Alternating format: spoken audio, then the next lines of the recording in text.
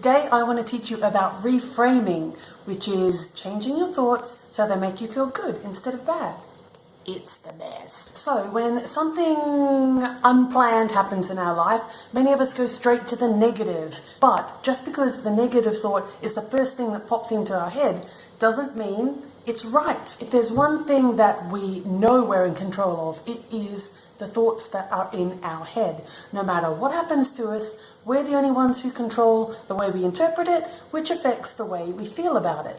And if we're doing this a lot, it affects the way we feel about our whole life. So reframing negative thoughts into positive thoughts is a super duper great life skill, like a superpower. So it takes a little bit of practice. At first it'll seem hard, but eventually it just comes as second nature. I'll explain why in my other video about complaining. So go and check that out. But first of all, let's just give an example of some things we can reframe.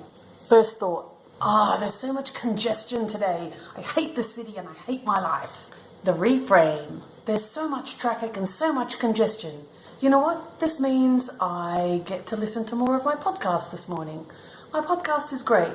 There's nothing I can do to make the traffic go faster, so I'm going to enjoy listening to my podcast. Second negative thought. I'm never going to finish writing this book. I'm hopeless. I'm just not meant to be a writer. I just can't get it done. And the reframe. Every time I sit down, I make progress on my book. If I keep sitting down and keep doing the time, eventually it has to be finished. Third negative thought. I can't do this video tonight. I left it too late. I'm already in my pajamas. Reframe. You know, my nightie is like so cool, it kind of looks like a ball gown. And besides, no one will even know because the viewers won't even see me, like below the neck. They won't know I'm wearing my nightie. Whoops. So that's it. That's an example of how to reframe some thoughts, or some examples of thoughts that have been reframed.